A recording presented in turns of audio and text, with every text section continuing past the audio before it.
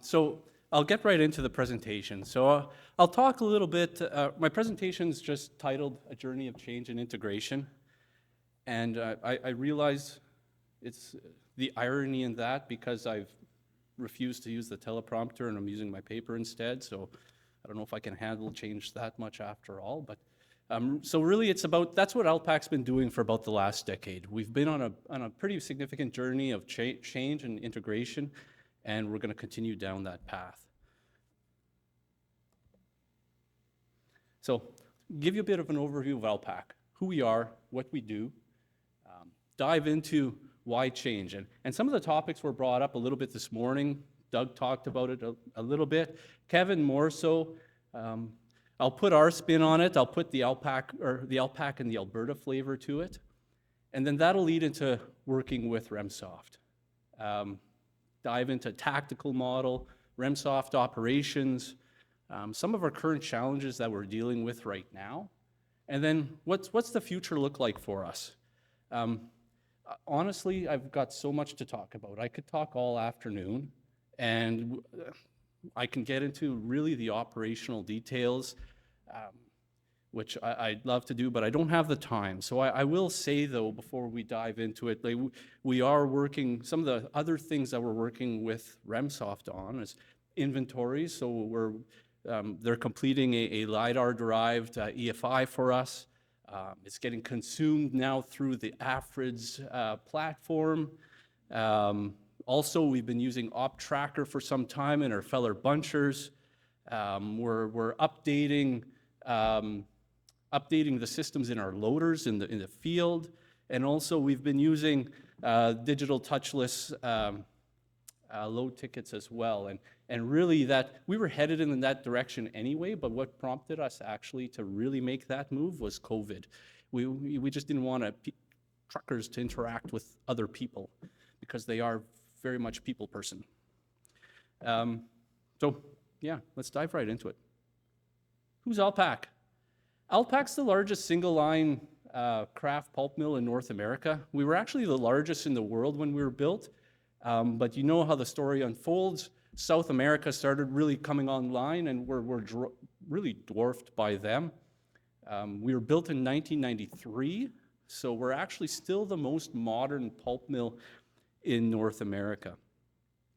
If you look on the picture, that's our mill site. In the back, there's the pulp mill facility itself. To the left would be our water treatment facilities that connect to the Athabasca River. That's where we get our water from. In the middle, there's our chip pads. So we have got 3 chip pads on the left. Those are our hardwood pads. On the right, that's our softwood pad. I'll talk a little bit more about those later on. And then in the front, that's our main log yard. So you'll see we have our 2 portal cranes, and actually that log yard is a mile long. So it's 1.6 kilometers long, which actually makes it the largest of its kind in North America.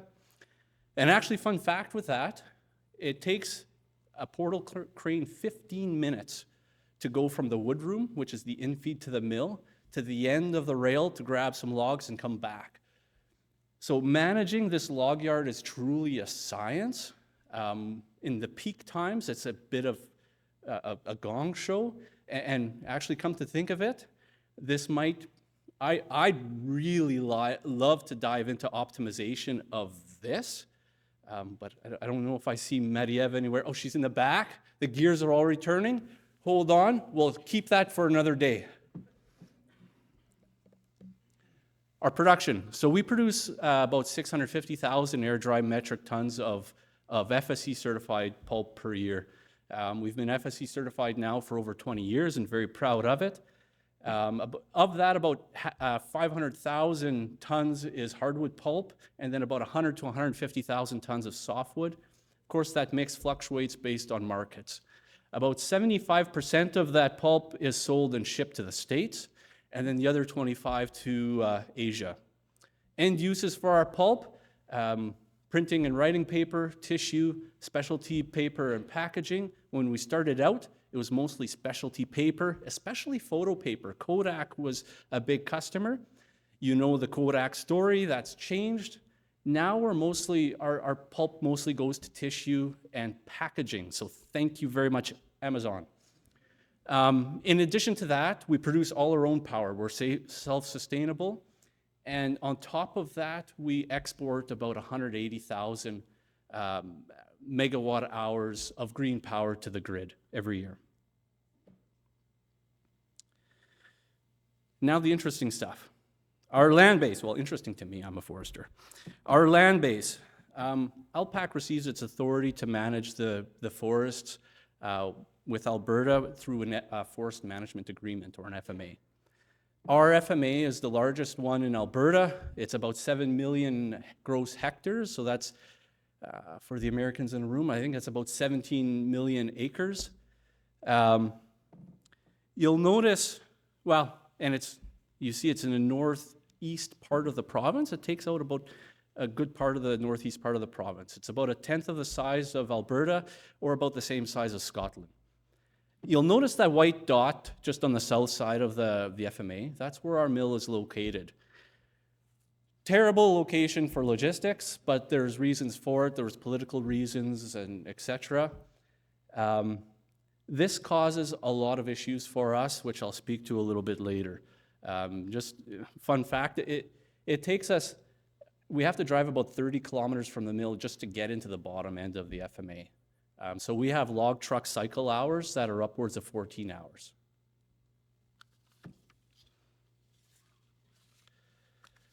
The other thing about the FMA too, this was the last FMA that was issued in Alberta, and the reason for that, it's got the worst fiber supply. Our fiber supply is incredibly dispersed and scattered across the 7 million hectares. Only about 1/3 of it is actually productive land base.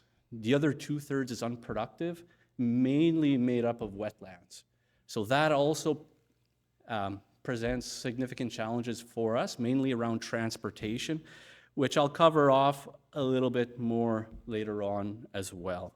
So, you know, kind of an early punchline, transportation is by far our biggest cost. Whoops, pressed the wrong button. I get one instruction and I can't even follow it. This is also very unique to Al-Pac, Alberta oil sands. So as you can see on the map on the left, the oil sands cover off pretty much the entirety of our FMA. There's 168 billion barrels of oil under the ground in the oil sands, which makes it the 4th largest oil reserve in the world. That presents a lot of challenges as well for especially Al-Pac, because it puts a lot of pressure on our fiber supply. But in Alberta, oil takes priority. That's because the government of Alberta gets a heck of a lot more money from the oil sector than they do from forestry, even though the sector is quite volatile. Actually, about 15 years ago, when the oil sector was truly booming, the energy sector in our FMA was clearing about the same amount of land every year as what Al-Pac was harvesting every year in the FMA. So that was about 8,000 hectares per year they were clearing on top of what we were harvesting ourselves. And that was for, well, they call them temporary disturbances, but for them, temporary is, 50 to 80-year disturbances. So that puts a lot of pressure on our land base as well. Interesting thing too, a few years ago, Doug and Amanda came over and I took them for a drive up there to check out that fold. We went to see the oil sands, and it's impressive from the ground, but it's really something else from the air. I want to talk a little bit about logistical complexities. And this is, I'm going to hit just the main ones. The list is too long otherwise.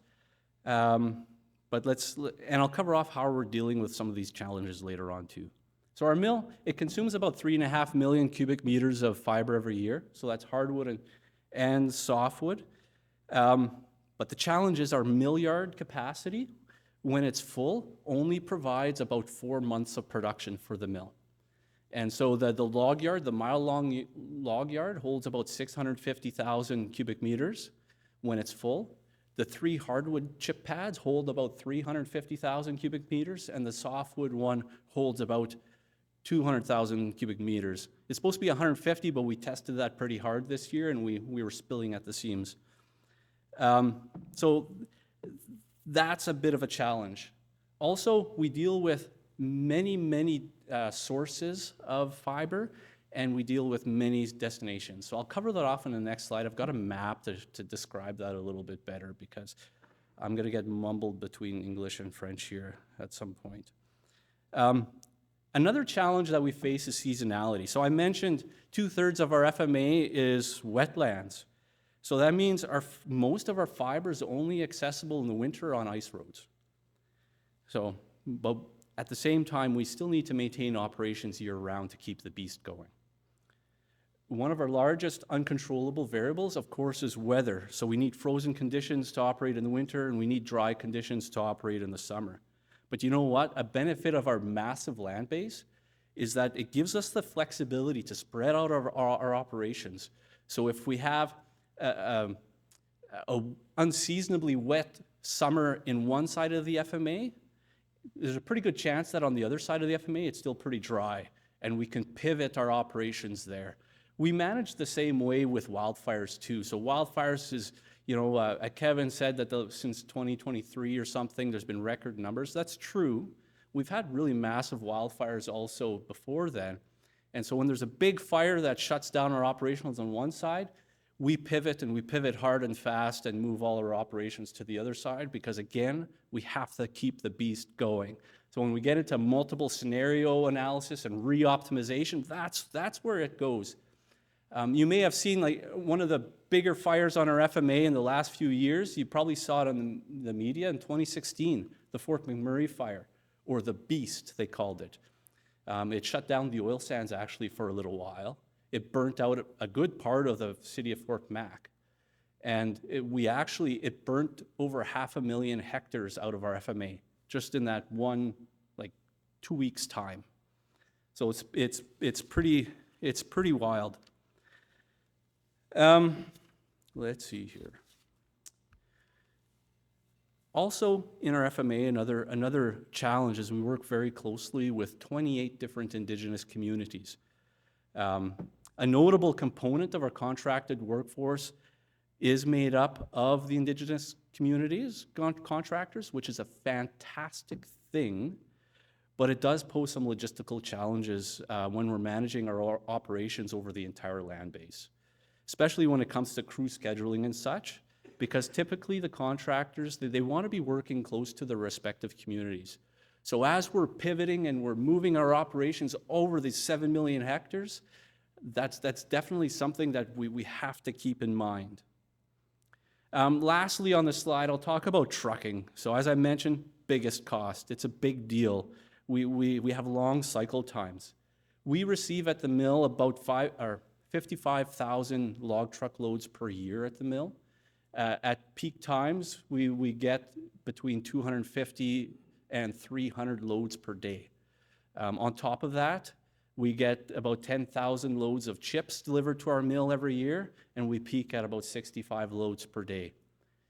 Anything above that, then we start getting wait times at the unloading. And you may think a few minutes is a big deal, but when you add up a few minutes over that many loads over a year, it turns into massive costs. Also, one of the things we've done over the years to lower our transportation costs is we've developed a 10-axle log truck configuration. So it's actually the largest log payload on public roads in North America. But one of the challenges with that is the public infrastructure doesn't fully support it in all places. So namely bridges, we have some bottlenecks there. And so once again, another challenge for us in terms of managing that extra logistical challenge. Also, we put a lot of effort into complex cycles. So essentially our goal is to minimize empty trucks. Empty trucks cost money. So we target backhaul opportunities with other companies and other destinations as often as we could. Also, when I talk about complex cycles, what we try to do is maximize our trucks' daily hours. So legally, they can operate 14 hours a day in Alberta. And so we try to manage that over an 8-hour average cycle, which then requires us to mix longs, mids, and short cycle times all in one day. This is also done in conjunction with maximizing the use of our loaders in the field, keeping them steady with no wait times, and then of course spreading them out when it gets to the mill yard to minimize wait times for the crane. So here's the map. Here's our fiber flows as of today. I don't know how well you could see the colors. There's a light gray line that goes north-south, just about in the middle of the map. That's the Alberta-Saskatchewan border. Also to note, our FMA is split up into 11 forest management units, or FMUs. So that's the different colored polygons on the map. So each of those FMUs have their own cut controller, annual allowable cut. So we have to manage all of those independently. So at any given time, we're pulling hardwood from all of those FMUs. In addition to that, we pull hardwood volume from other sources, non-FMA sources like private wood, other FMAs, industrial salvage. Our softwood mainly comes into the mill as chips. So I'd say about 80 to 90% of our softwood comes in as chips. And that's the purple lines. Oh, sorry, the dark red lines, that's the hardwood flows. The purple lines, that's our softwood coming in. So we pull softwood from sawmills across Alberta and from 2 mills in Saskatchewan as well. We also bring in softwood logs directly into our mill to chip ourselves to supplement the chip supply when we need to. Now, many of our softwood sources, they require conifer logs in trade for chips. So that's our main conifer program. So we produce a lot of conifer logs so that we can provide them for reciprocal chips. Otherwise, we wouldn't get them. So that's the orange lines on the map. It shows the different sources of conifer logs and all the different destinations in Alberta that we send them to. So you can see fiber transportation for us is pretty complex. But with that complexity, I really believe it presents us the best opportunity to gain through optimization. So with all that, when people talk to me about Al-Pac and Al-Pac being a forestry company, I stop them dead in their tracks. I correct them. You're wrong. Al-Pac's not a forestry company. We're a logistics company. We truly are a logistics company. And I've only talked about upstream logistics. I haven't talked about downstream, and nor do I plan to today. We can do that over a beer tonight if you want. But there's many things that we do to try to manage around these complexities. So we need to maintain year-round operations. I talked about that earlier. So this achieves two things. We maintain fiber flow to our mill. Also, it helps us maintain our long-term, highly skilled contractors. Some of our contractors have actually been with us since startup. To operate year-round, we need to develop and maintain capital road infrastructure. So that's all-grade, all-weather road. Al-Pac, so far, we've built and we own over 500 kilometers of road on the FMA, and we build an extra 10 to 15 kilometers every year of high-grade, all-weather road. We also operate several remote log storage yards that we fill in the winter, and then we deplete in the summer. We normally have about five to six remote yards in operation every year, scattered across the FMA and then also in other parts of the province to deal with those non-FMA fiber sources as well. We also leave in-bush inventory for the following year. So this is volume that is left strategically in cut blocks to provide early startup volume for our trucks, while the loggers have a chance to catch up and build an inventory for the trucks to take off from there. It's important to note our summer operations are our most expensive, mainly because truck payloads actually are reduced significantly in the summer. So we only harvest about 650,000 cubic meters of volume in the summertime. That's 8 months of the summertime. So all of the additional volume of the FMA, we have to operate that in the 4 months of winter. So it's crunch time, and actually this is probably the last week of crunch time.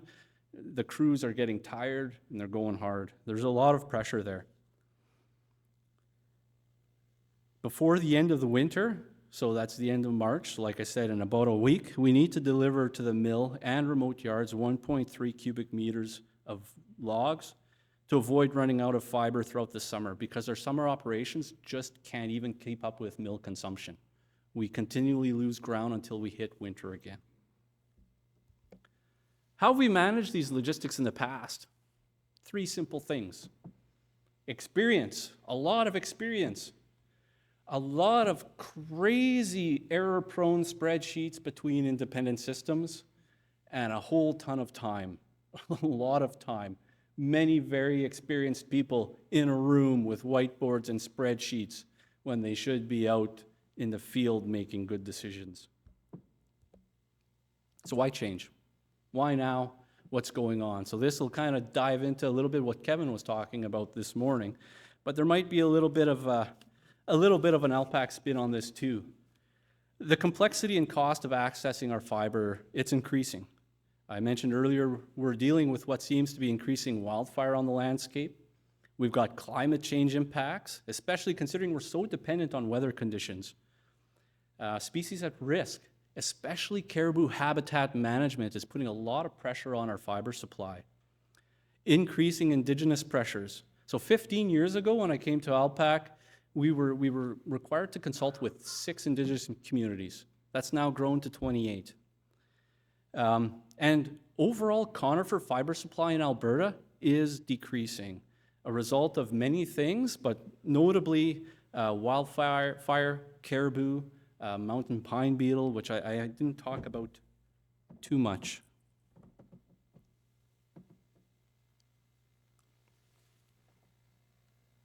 Next one.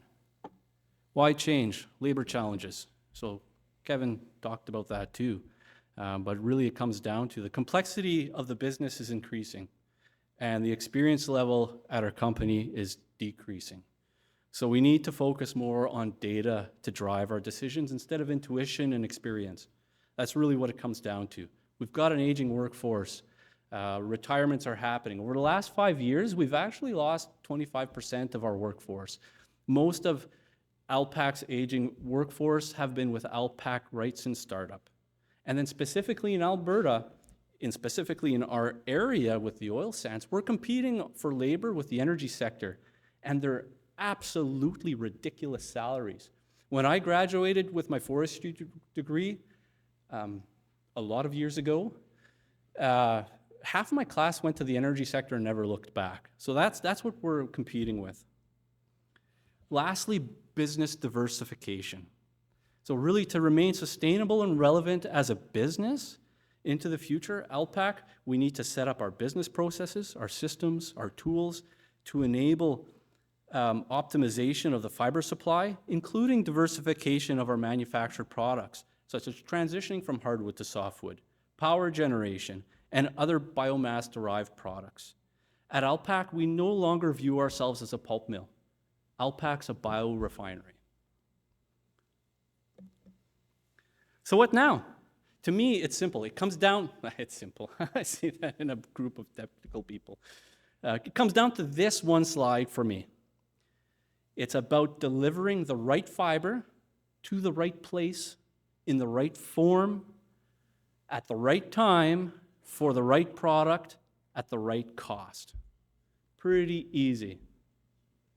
There we go. There's my easy button, just like that. That brings us to working with Remsoft. So we've been working with Remsoft for a decade now. Time flies. And our goal at first, it was to develop an optimized 5-year planning tool with the objective function being maximizing gross margin over a 5-year period. That was really our first shift to data-driven decision-making. So our first run at it in 2016 was this tactical model, but it was only for hardwood. It was only for hardwood, and it was only for one destination, the Al-Pac mill site. It really didn't take long, considering the map that you just looked at, that wasn't adequate for our needs. So in 2020, we came back and we added softwood, and we added all these other destinations as well. And then in 2024, we dove right into Remsoft operations. Now that's an adventure. Originally, from our perspective, ROPS was mainly a harvest and haul scheduler. It was built as a hot haul model, But as I mentioned earlier, Al-Pac, we don't hot haul all of our operations. We leave a lot of inventory. We put a lot of wood into remote yards, etc. Our desired outcome of ROPS was to directly link a budget to an operational plan and conversely link that plan back to the budget, allowing more detailed cost forecasting. We wanted to leverage data from our systems like LRM and LIMS to support data-driven decision-making, considering block-level planning, of course, and scheduling, actual bush inventories, and actual volumes and costs. Now, in the process of setting up ROPS, we've worked very closely with the fantastic Remsoft team to add more functionality without customization of ROPS. We found that the ROPS harvest rate functionality was really too manually intensive for us to accommodate Al-Pac's convoluted and complex rate structures and our operations scale. So together we created the Forest Attributes Data Module, FATM, to automate rate inputs into ROPS so via harvest rate tables, fuel tables, those types of things, so that we can calculate cost by block and planning unit, therefore decreasing our manual effort required in budget building at a block level, because we deal with over 300 blocks per year. It was just too cumbersome. We also use attributes of Road Optimizer to determine routes, then calculate indirect costs, calculate cycle times, which equates to your haul costs, based on a GIS road layer. We did explore Optimizer in ROPS, called it HAOA, Harvest Allocation Optimization, something or other. I don't remember the last word. Absolutely horrendous acronym. But instead, we decided to utilize the optimizer that was already built into the tactical model and provide data to ROPS. So database procedures were then developed to allow data exports from the tactical model directly into ROPS. Also, Remsoft then built the transportation module. This gave us the ability to manage our inventories in the bush, schedule volumes to various destinations, so it wasn't a hot logging only model. We decided not to use the ROPS, the canned reports. Instead, we decided to go the Power BI route for reporting for volumes and costs so that we can provide better detail than we can get out of the ROPS analytics. It gave us more flexibility to report based on our specific convoluted cost accounting. I'm just going to fix that one of these days. And enabled destination-based costing, which allowed actuals to be reported by destination. And of course, there's the constant continual improvements that Remsoft builds into the Remsoft tools through the quarterly updates, which of course, at least I feel like we have some influence on, so that's fantastic. So what's our challenges today? It really comes down to three big themes: change management, systems integration, data integrity. System integration is actually the bigger one, and so I'll cover that in a couple more slides later on. So I'll dive right into change management. This was expected when we started as ROPS. This was expected as our biggest issue. It was still a big issue, but it's not the biggest one. What we actually found was data integrity and system integration issues further contributed to our change management challenges. Team members have been using past systems in silos. They don't want to change as the systems work. They work actually really well in silos, but they don't play at all in the sandbox together. They don't work well, period. We have team members that truly haven't bought into the full vision.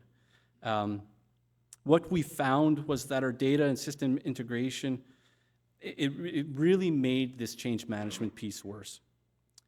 Our teams, our programs, our accounting practices and systems, very, very siloed. Did I make my point? Very siloed.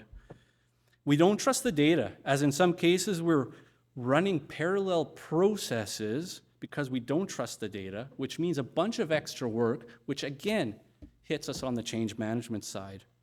We really have a limited number of people in Woodlands in our organization that really have a holistic view of all of our systems and really of our business. Data integrity.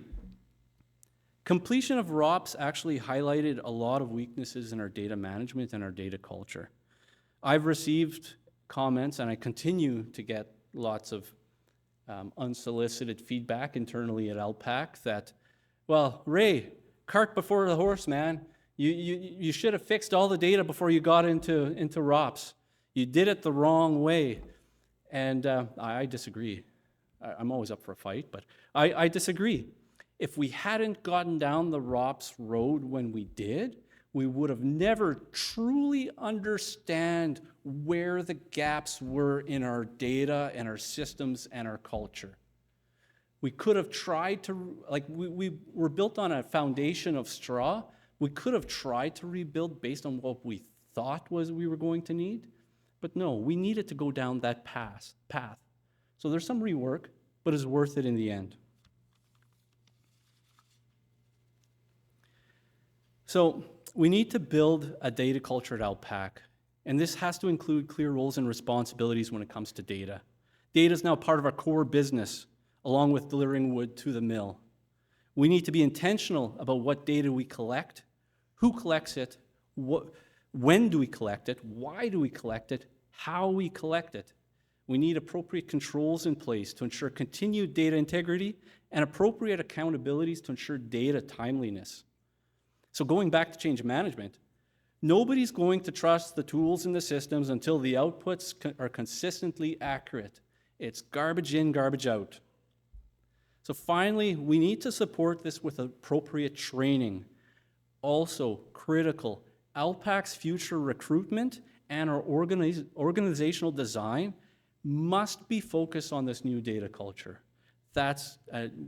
We can't lose track of that. So Al-Pac's current systems, one word, utter chaos. Sorry, 2 words, utter chaos. It's a mess. Our reporting is not centralized, but instead are reported from each system, which increases the risk of inconsistent reporting between systems and programs. We initially planned that all planned, actual, and volume cost reporting would come out of ROPS, but it really wasn't built to handle all of these different attributes coming from our other systems, like LRM, LIMS, and SAP. So this led to a whole bunch of extra connections between our systems, which required converting data from one system to fit another system and to fit another system, which is just a ton of heavy data manipulation. Did I mention Al-Pac has very siloed systems? The systems each were built by different people at different times for different purposes, which is fine, but there was never a need for integration. So that's the gap. So to fix this, we embarked on a project to update and integrate all of our woodland systems, our data, and associated processes. And voila, the future, Al-Pac's future systems. We're going to have a more ordered system. There'll no longer be system-to-system interactions. All of our reporting will draw from what we call the Woodlands Information Framework, WIF. We love our acronyms. I don't like whiff though, because it just reminds me of something rotting in the corner and you get a whiff of it. But this will result in a single source of truth with consistent nomenclature, and that was mentioned a few times this morning. So here's WIF. WIF is a Microsoft cloud-based foundation. It's going to pull information from multiple woodland systems, from LIMS, from LRM, from all our Remsoft systems, from SAP, into a standardized, curated model so that woodlands can run faster, more reliable cross-system reporting through Power BI and reduce manual spreadsheet work. There's 4 steps within the WIF. The first one, of course, is capture. That's our source systems. Those are the operational systems that will continue to do what they do best. Capture transactions and operational data. So that's our LIMS, our LRM, our Remsoft systems, our SAP. WIF will not require every system to contain every data field. Each system can then instead remain focused on its purpose. WIF reduces the need to duplicate data across systems. Step 2, standardize, making our data consistent. So data is extracted from each of the systems into the Microsoft cloud and aligned to a common language and structured, a shared data dictionary essentially. This is where naming and definitions are harmonized so that records match across the systems. Standardization is non-negotiable for cross-system reporting, period.